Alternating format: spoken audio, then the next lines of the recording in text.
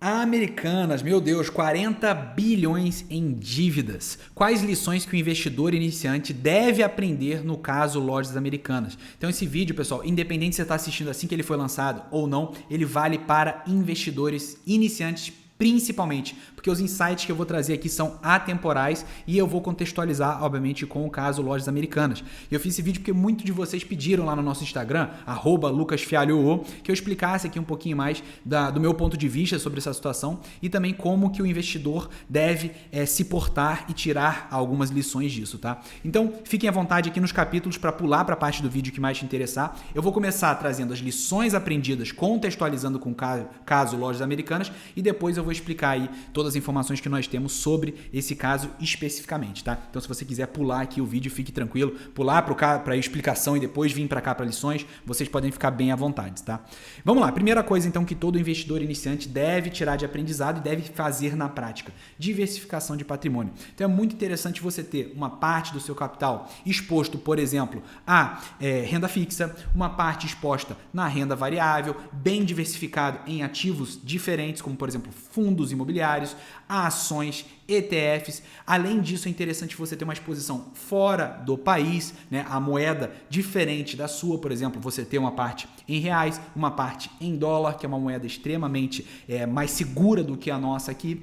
Pegando casos, por exemplo, de situações de alguns países, que eu não vou ficar nomeando aqui da América do Sul, que, por exemplo, o cara era milionário aqui em dólar e na sua moeda naquela época e acabou que a moeda dele teve uma depreciação gigantesca e o dólar continuou apreciando, continuou valorizando. O que aconteceu? Esse cara continuou milionário no país dele, mas lógico que o poder dele de compra caiu absurdamente quando comparado com o dólar, porque aquele milhão que ele tinha equivale a, por exemplo, 10 mil dólares só nos dias de hoje, né? Então reparem que você ter uma exposição a dólar é uma proteção gigantesca do seu patrimônio. Além disso, é importante também você ter uma exposição em renda fixa, porque a renda variável, ações, fundos imobiliários, oscilam todos os dias, a variação dos preços dele, né?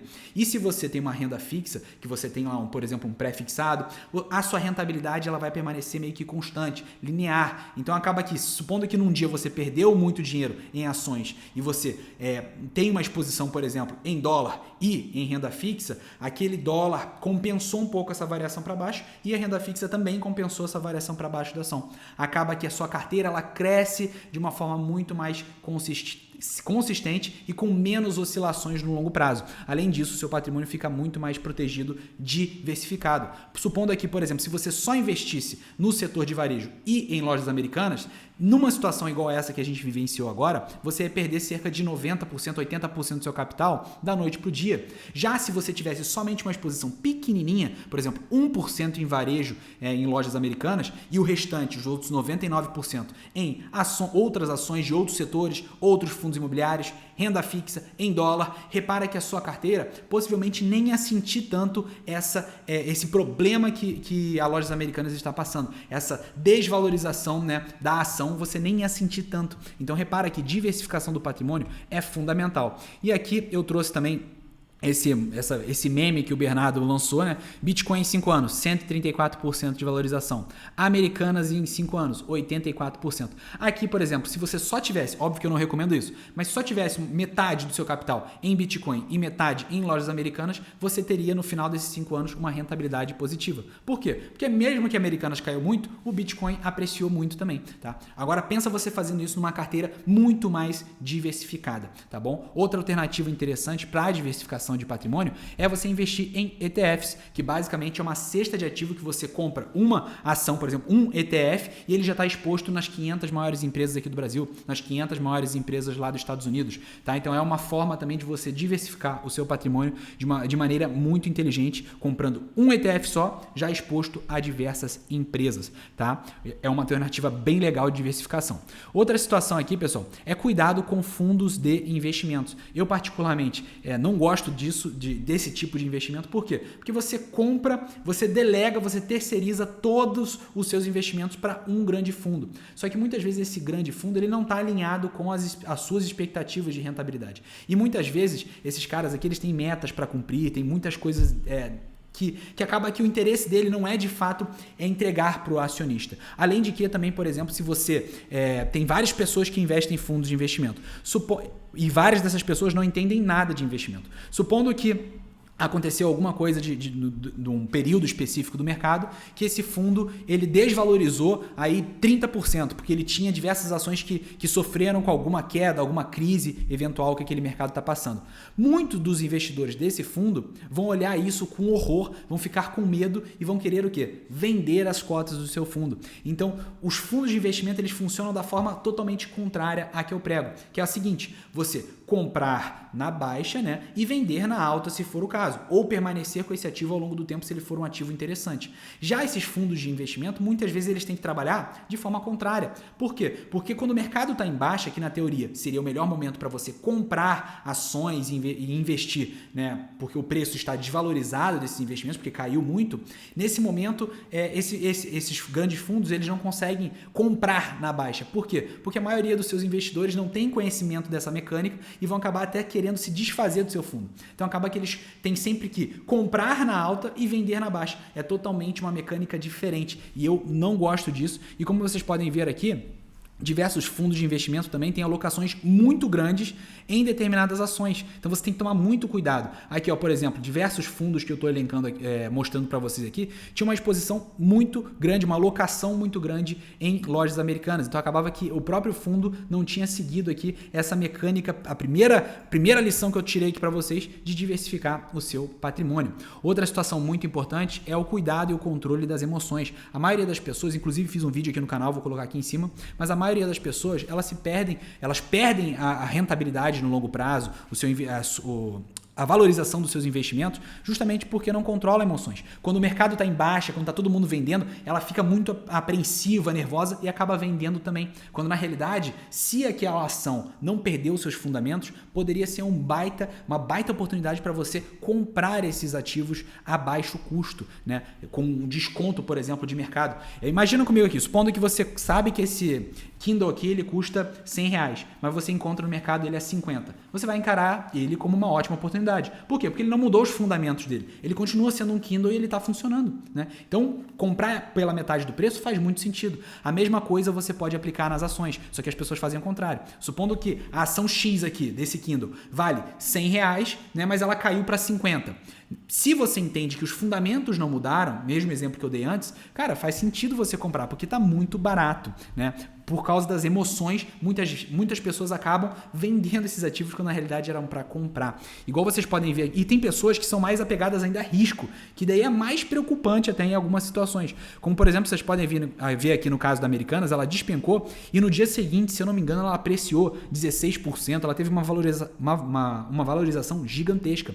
Isso é extremamente preocupante, pessoal. Por quê? Porque os fundamentos da empresa se perderam, né? Os números dela não estão condizentes com a realidade. Então acaba que muito provavelmente a dívida dessa empresa, a alavancagem financeira, né, está gigantesca, né? E as pessoas não fazem nem ideia de como está, porque a gente não pode nem confiar nos balanços.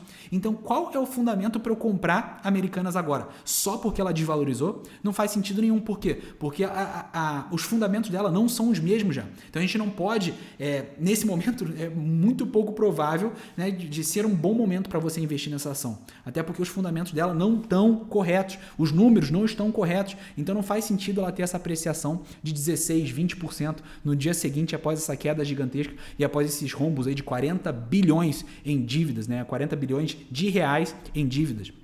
Então, muito cuidado, tanto nas emoções de quando está todo mundo vendendo, você vender também, ou também quando todo mundo vendeu e você, não, eu vou comprar porque é uma barganha e tudo mais, só que os fundamentos da empresa se perderam. Você está só preocupado em ter ganhos no curto prazo. Isso aí, com certeza, se você seguir nessa linha de raciocínio, você vai perder dinheiro. Outra questão aqui muito importante para você que é investidor iniciante, não existe almoço grátis. Então, se você vê que algum ativo específico está com dividend yield, né, que é o tanto que você recebe de proventos e juros sobre capital próprio de determinada empresa, né, distribuição dos lucros da empresa, em resumo.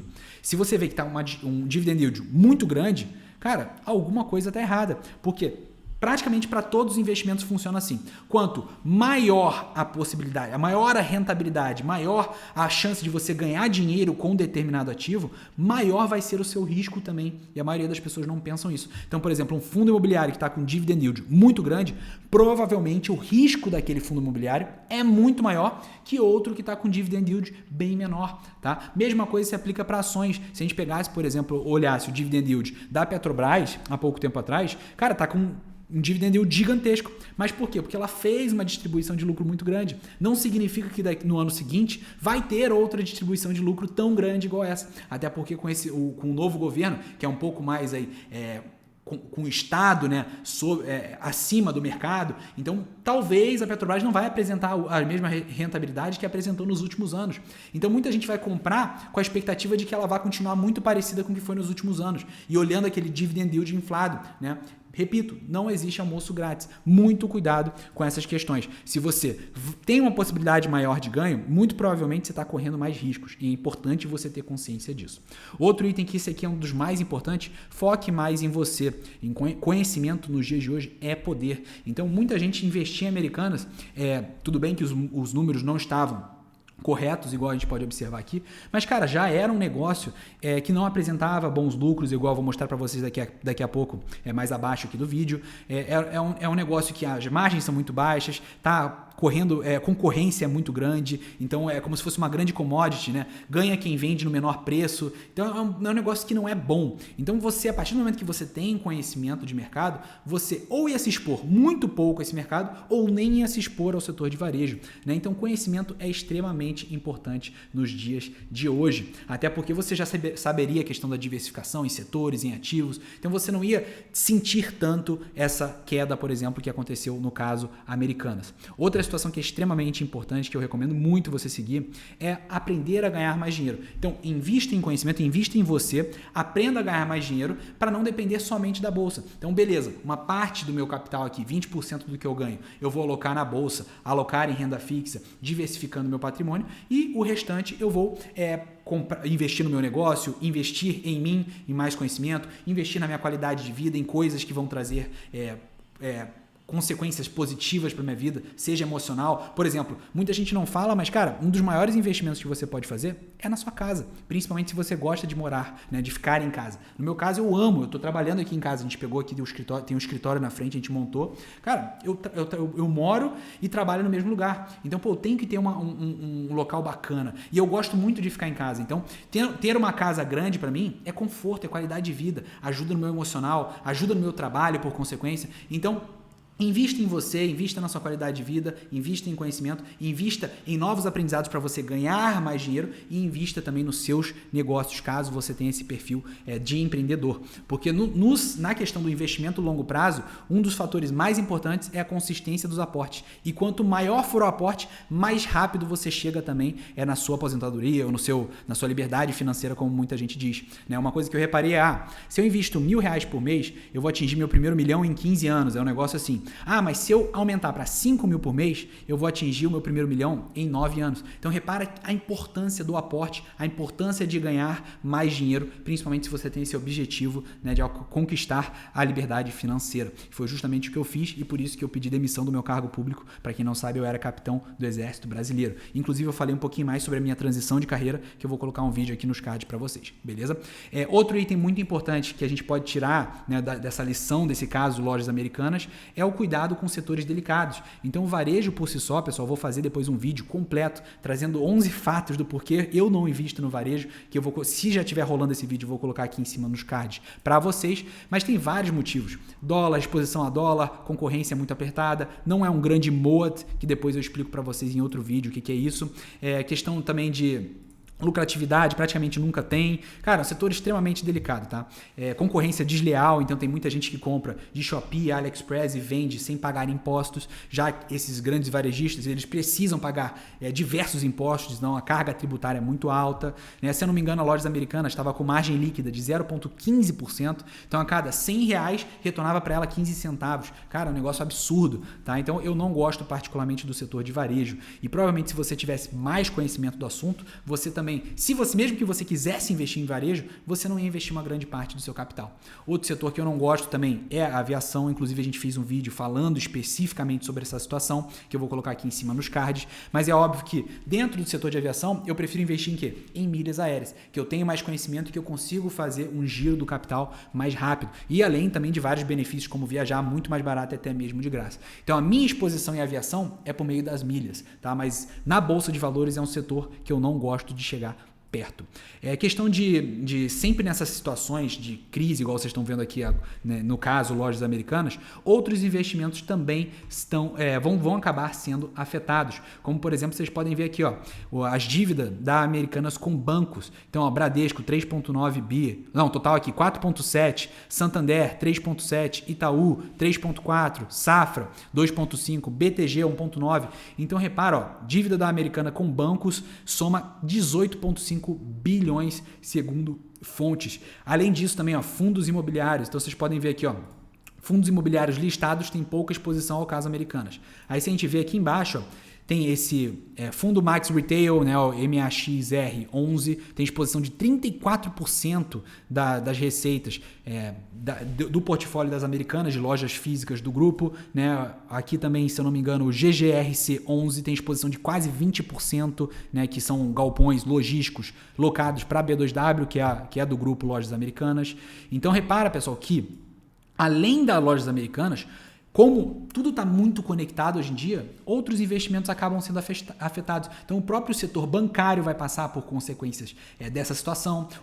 Os próprios fundos imobiliários, menos do que os bancos, mas também vão passar por alguma crisezinha envolvendo esse caso de lojas americanas. Então, repara aqui também, por isso que o primeiro item que eu falei foi diversificação. Porque quando você está exposto em várias frentes, acaba que você consegue se proteger muito mais a essas consequências. Exemplo, se você tem diversos fundos imobiliários, um deles pode ser afetado por caso Lojas Americanas, mas os seus outros 9 fundos imobiliários não têm relação nenhuma. Por isso que é importante a diversificação em ativos e também em renda variável, renda fixa, ter uma distribuição de capital legal e também moedas diferentes da sua.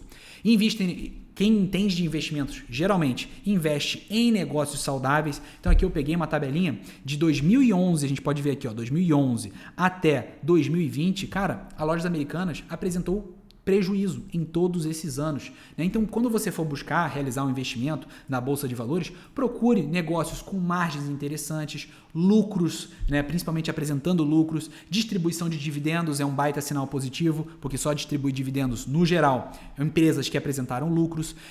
Procure empresas que tenham diferenciais competitivos, que é a questão do MOD, que eu expliquei, que é um termo que o Warren Buffett criou para justamente você buscar negócios que tenham diferenciais competitivos muito fortes. Então, exemplo, a Apple, que tem intangíveis gigantescos, que é o próprio logo da Apple, já remete aqui à qualidade. Então, às vezes, um celular da Samsung é vendido por R$3.000 e um celular muito parecido da Apple é vendido por R$7.000, quase mais do que o dobro. Por que isso? Porque a Apple possui um moat, que é uma vantagem intangível da marca.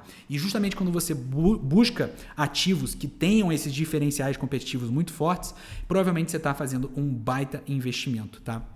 Em questões aqui também relacionadas a riscos contábeis, que infelizmente isso aí é muito triste para a nossa Bolsa de Valores, apesar de não acontecer com grande frequência, é triste, né? Por quê? Porque tem vários casos que pouca gente falou aí, eu vou trazer bem rápido aqui para vocês, de situações similares. Por exemplo, ó, a Aaron Corporation, 2001, que também teve problemas aí, lacunas contábeis, escondendo bilhões de dólares em dívida. Se eu não me engano, deu cerca aqui, ó, de um prejuízo de 74 bilhões aos acionistas. Em resumo, a ação caiu de $90 para 1 e depois a empresa faliu.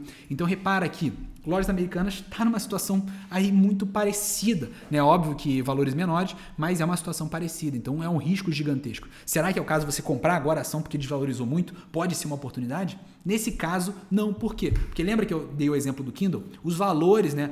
Os fundamentos dessa empresa não estão mais corretos e provavelmente vai estar todos aqueles números que a gente via que já não eram bons, vão estar muito piores após aí a divulgação oficial do que foi que aconteceu. Então, não é uma oportunidade. Esse caso é totalmente diferente daquela empresa que caiu o valor por causa de uma crise, por exemplo, que a gente viveu em 2020, só que os fundamentos dela continuaram. Ou ela apresentou, ela continuou, mesmo desvalorizando, de R$100 caindo para 50, ela está lucrando mais, então ela está com uma margem de lucro maior, apresentou lucros maiores do que os últimos tempos. Repara, então, ela não manteve os fundamentos, ela melhorou os fundamentos. Então, nesse caso, pode fazer muito sentido você comprar, porque você está comprando com desconto, nesse exemplo que eu dei. Tá? Aqui temos outro caso também muito conhecido, que é a situação da OGX, né, empresa criada pelo Ike Batista, que abriu o capital em 2008, foi abril de 2008, levantou 6,71 bilhões, né, sendo que cerca desse valor total aí, cerca de 64% veio de fora do país, então foram estrangeiros que investiram.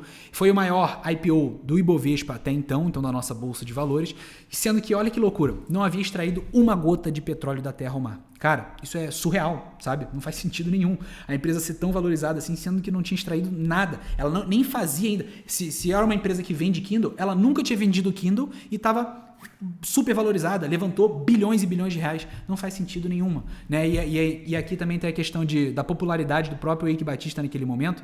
Todo mundo dizia assim, o empreendedor é infalível, né? Só que a gente pode observar aqui, tem aqui essa fonte do InfoMoney, se vocês quiserem saber o caso no detalhe aqui, né, do que aconteceu nessa situação do Eike Batista, mas o que eu posso tirar nunca confie 100% dos seus ativos em uma pessoa ou em um negócio, né? Por isso que, mais uma vez, o princípio da diversificação é muito importante. Por mais que você tenha sido iludido aqui no caso da OGX, se você fosse investir aqui, por mais que parecesse ser um negócio incrível, cara, diversificação, bota ali no máximo 2% do seu capital, né? Porque essas empresas aqui, elas podem esconder muitas coisas. Nesse caso aqui era só uma promessa. Então você alocar um dinheiro muito grande numa promessa, a probabilidade de dar merda é gigantesca.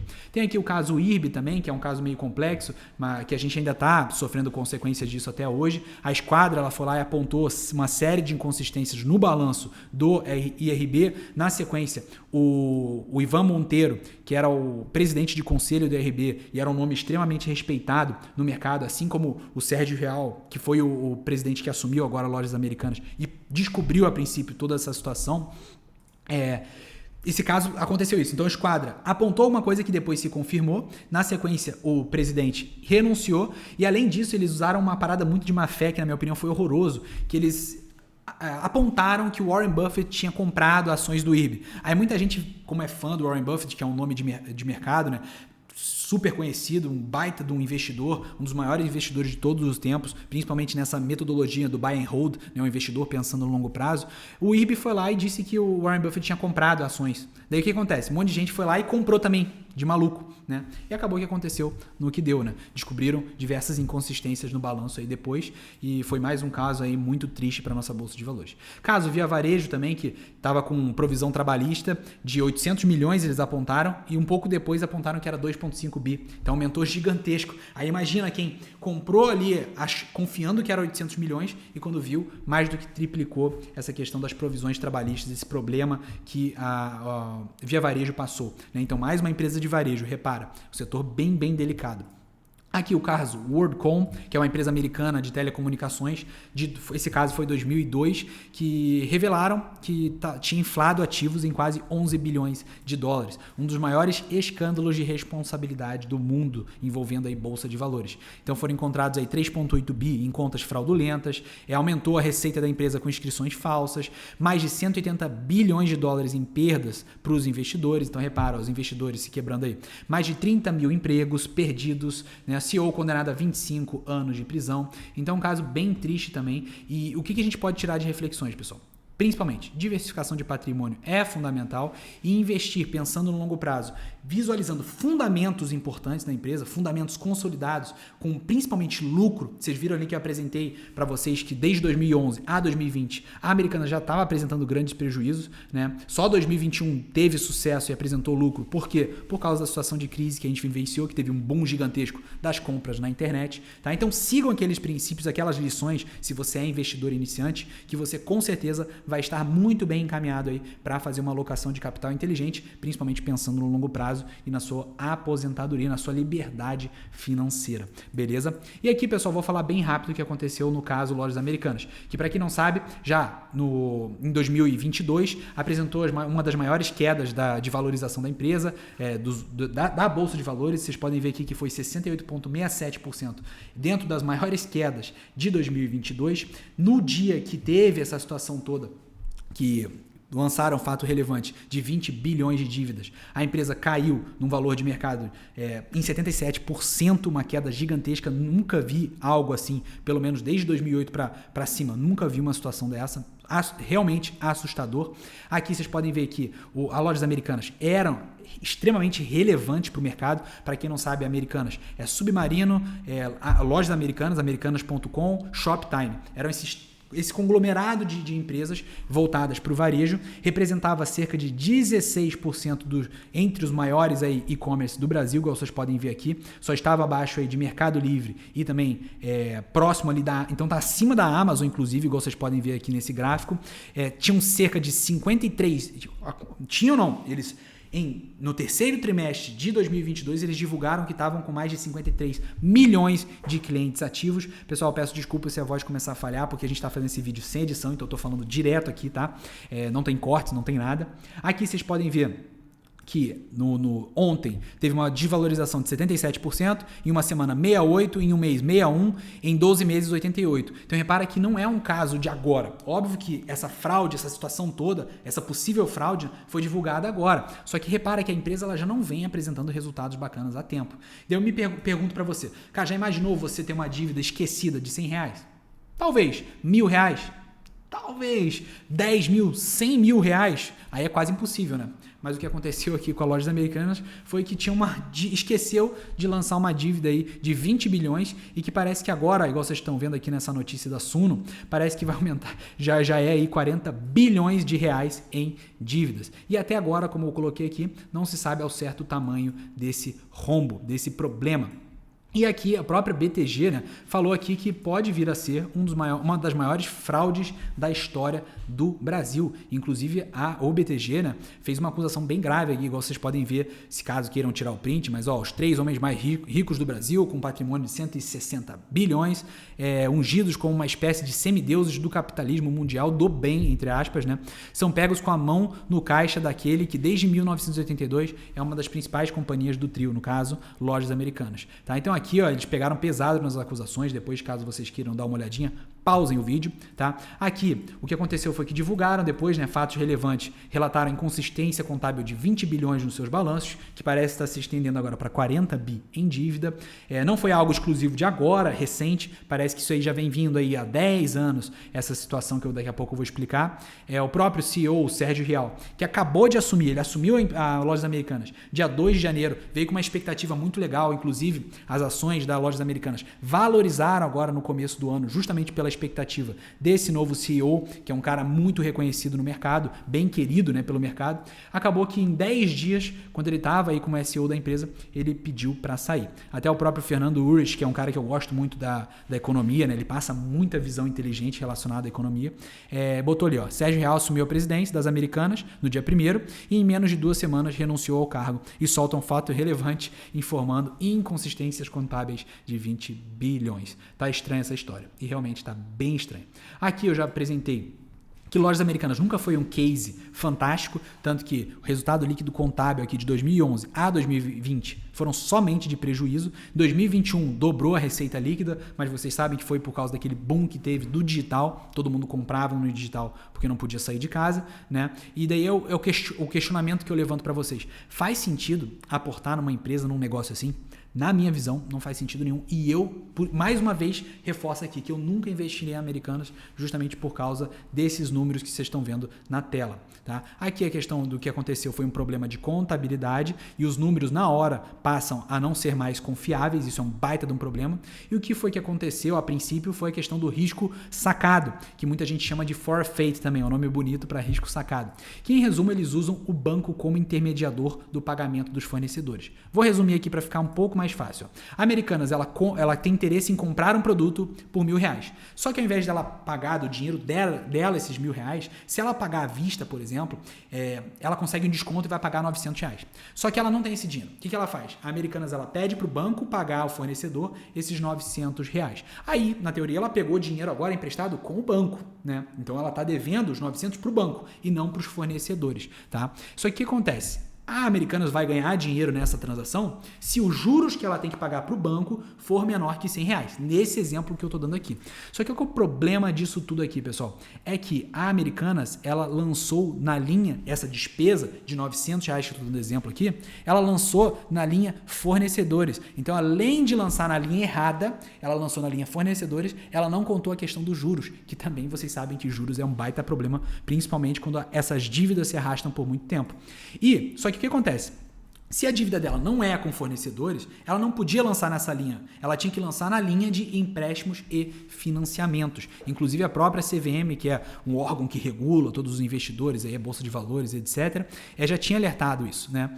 E por quê? Porque tem a questão da cobrança de juros. Se você está devendo um fornecedor, geralmente os juros são muito menores do que você pegar dinheiro com um banco. Então acaba que vira uma despesa financeira, tá, pessoal? Então, em resumo, para quem não entendeu, no balanço ficou como se a Americanas devesse fornecedores e não os bancos. Então, o passivo operacional que estava lá, que era para estar que estava na linha de balanço, aliás, vai passar agora a ser dívida financeira não reconhecida. Isso aí pode impactar tudo, pessoal, principalmente questão de endividamentos, juros, margens e até mesmo lucros, que na realidade as margens já eram extremamente baixas. Pensa agora quando for lançar todas essas questões, né, que não estavam sendo contabilizadas há anos. E ao lançar no lugar certo, deve ficar com uma alavancagem gigantesca. Isso muda tudo, todos os fundamentos aí da empresa. Beleza, pessoal? O que a gente pode ver aqui é que em setembro de 2022, né, no final eles lançaram todos os balanços deles e lá a gente podia ver que a empresa tinha um patrimônio líquido de 14 bilhões de reais. Para quem não sabe, patrimônio líquido é ativo menos passivo. É tudo que você tem menos tudo que você deve. E acharam uma inconsistência contábil de 20 bilhões, que isso aí a princípio vai entrar na conta do passivo e vai ter a alavancagem da empresa vai explodir após fazerem esse lançamento correto. E, se eu não me engano também, em setembro de 2022, a Lojas Americanas aí tinha 47 bilhões, se eu não me engano, aí declarados em ativos, igual vocês podem ver aqui nessa matéria, caso vocês querem ver querem conferir ali com maiores detalhes, tá? Então, em resumo, para vocês verem o impacto dessa situação que aconteceu, os 20 bilhões, né, dessa primeira inconsistência, eu não estou nem abordando os 40 bi, só esse valor de 20 bilhões é maior que o valor de mercado de 305 das 344 empresas negociadas na Bolsa de Valores. Olha o tamanho desse rombo, pessoal. Quase 15 vezes o tamanho do problema que foi o caso IRB3, que foi um caso que foi muito divulgado aí, que inclusive a ação saiu, se eu não me engano, de R$40 para R$1,20. Então caiu mais de 90%. Inclusive a empresa está passando por maus lençóis até os dias de hoje. Os grandes sócios, no caso, Jorge Paulo Lemo, Beto Sicupira e também o Teles, eles são acionistas super relevantes da Americanas e o que está incomodando é um silêncio deles, a falta de detalhes e informações da situação e o possível conflito de interesses que estão envolvidos. Depois, se vocês quiserem, tem essas matérias aqui, né? Estão falando que eles podem vir a salvar as Lojas Americanas, mas a princípio não sabemos ao certo e talvez isso não se concretize, até porque está tudo muito silencioso ainda. Tá? O que acontece, pessoal? A partir do momento desse risco, a empresa ela passa a apresentar um elevado risco. E, infelizmente, quando a gente fala de empresas, muita gente fala mal da Bolsa de Valores, etc. Mas esquece que ali tem empresas que geram diversos empregos, além também de diversos benefícios para quem compra dessas empresas.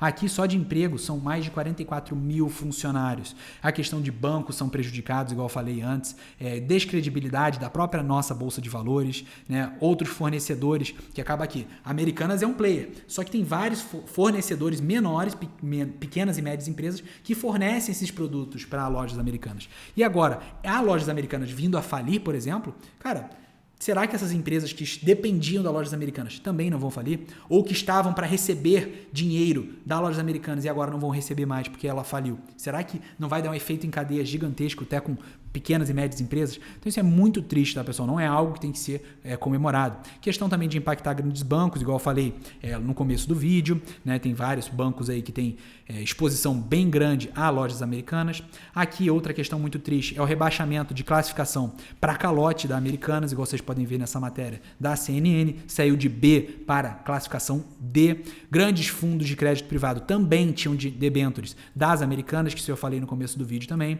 que elas não sabiam que a empresa estava à beira de um calote, que isso é extremamente triste também, porque tem vários outros investidores que compraram esses grandes fundos e talvez nesse momento queiram vender o seu valor que tem aportado nesses fundos, e esses fundos vão cair de valores, vão acabar que vão ter que vender outras ações e, por consequência, vão puxar outras ações que não tinham relação direta com Americanas, vão puxar uma desvalorização aí de outras empresas.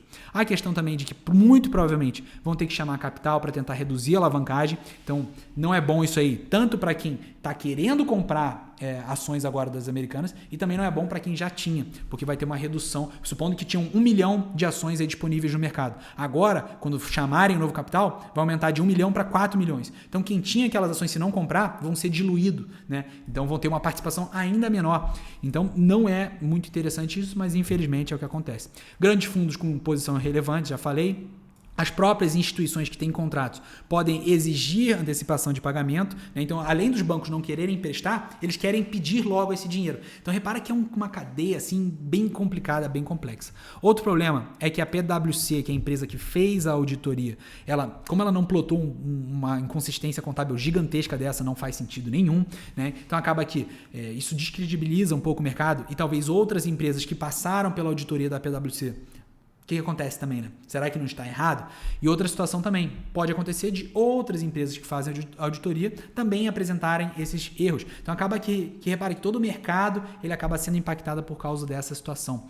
Aqui vocês podem ver também que o pânico da contabilidade das demais varejistas do Brasil, porque aconteceu uma situação com Americanas, agora está todo mundo com medo do que pode acontecer com Via Varejo, Magalu, entre outras empresas aí do setor. Aqui vocês podem ver outra situação muito triste, que é aqui, ó, executivos da Americanas venderam quase 212 milhões em ações da empresa no segundo semestre. Aí a minha questão é, cara, estranho, né? Será que esses executivos das Americanas já não sabiam desse problema e estavam vendendo ação antes desse problema vir a mercado e as ações, né, o valor das ações da Americanas despencar, igual foi que aconteceu? Então eles, é tipo assim, vou vender aqui que eu sei que tem problema, vou colocar meu dinheiro no bolso e depois quando a merda acontecer, eu vou vendo o que pode acontecer, mas o meu dinheiro já está no bolso, entende? Então esse que é o grande problema dessa situação aqui, tá, pessoal? E agora sim o vídeo completar, se eu conseguir te ajudar, como eu só pedi no final do vídeo, já se inscreve aqui para estar recebendo conteúdo de valor igual esse, para que você se torne um melhor investidor, aprenda a ganhar mais dinheiro, que é justamente uma das pautas principais aqui do nosso canal, e comenta, você já investe na Bolsa de Valores ou não investe ainda e está na dúvida agora se vai começar a fazer os seus aportes. Tamo junto, meu nome é Lucas Fialho e te vejo nos próximos vídeos.